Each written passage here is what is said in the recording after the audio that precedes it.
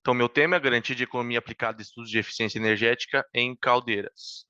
Exemplos de rendimento, que aqui eu quero exemplificar. Quem vende purgador aí vai gostar dessa parte.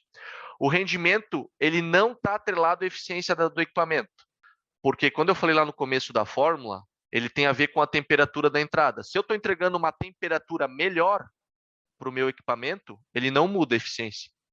Ele muda o rendimento, porque ele está mudando a relação de conversão. Mas a minha porcentagem de troca em porcentagem de eficiência é o mesmo. Vamos dar um exemplo sobre isso. Então, aqui eu estou entrando com água de reposição, vindo do sistema de tratamento de água, uma temperatura 20 graus Celsius, entro no meu tanque de condensado, succiono para minha bomba, bomba recalca para a caldeira adiciona energia, gera vapor. Aqui um exemplo é um vapor saturado a 10 kgf por centímetro quadrado, pressão relativa.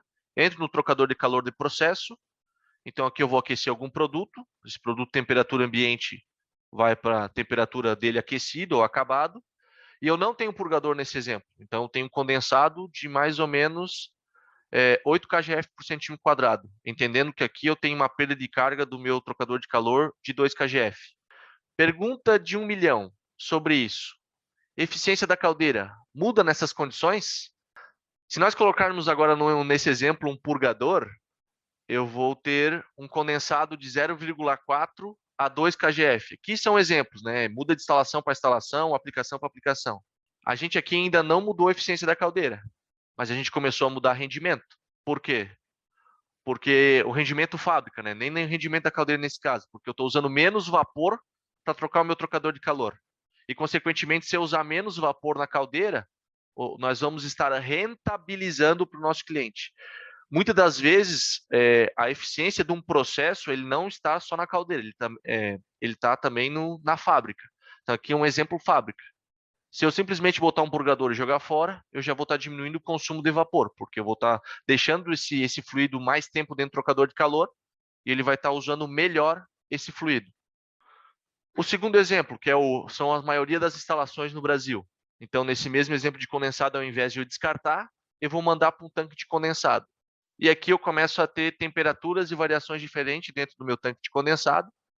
E aqui nesse exemplo, eu fiz um balanço considerando 122 graus Celsius por uma porcentagem de 80% por 20 graus. E eu tenho condensado a 100 graus. E aqui eu quero deixar claro que a gente pode ter um problema de cavitação na bomba. Eu só quero deixar esse exemplo como adendo, porque às vezes a gente sobe, trabalha na eficiência energética e acaba criando um outro problema para o nosso cliente. Então, cuidado com a nossa bomba. Então, beleza, resolvi o problema da fábrica e criei outro, mas não é o caso aqui.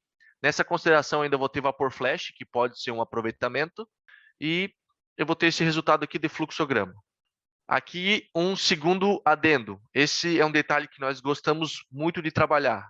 Percebam que eu tirei o purgador fora, a gente está adicionando diretamente num tanque de condensado pressurizado, só que agora o nosso condensado está a 8 kgf e 174 graus Celsius, praticamente, né? Se bater o 0,68 ali, vaporiza, né? Praticamente dentro desse número. Percebam, se eu entrar dentro da nossa caldeira a 174 graus Celsius, toda essa massa, vocês imaginem então quanto de energia o combustível e motores para repor essa energia nesse fluido que está entrando será necessário. Façam a seguinte pergunta. Eu não mudei aqui diretamente a eficiência da caldeira, porque eu estou entregando um fluido melhor. Porém, o meu rendimento fábrica, nessa consideração aqui, para o nosso cliente, tivemos muito resultado. E aqui acaba salvando muitos equipamentos, porque se eu abaixo toda essa vazão, toda essa entrega de energia térmica, eu vou jogar menos combustível, a minha câmera de combustão acaba ficando melhor, sobrando câmera, sobrando grelha, sobrando motor e assim sucessivamente. Então a gente sai de um purgador e vai para um tanque pressurizado num circuito fechado, e tudo isso é modulado pela caldeira, porque a perda de carga do trocador versus que a bomba está colocando novamente, percebam que eu estou em 10 entregando e estou saindo a 8. Então, a princípio, isso está funcionando. Isso aqui é comumente utilizado por nós.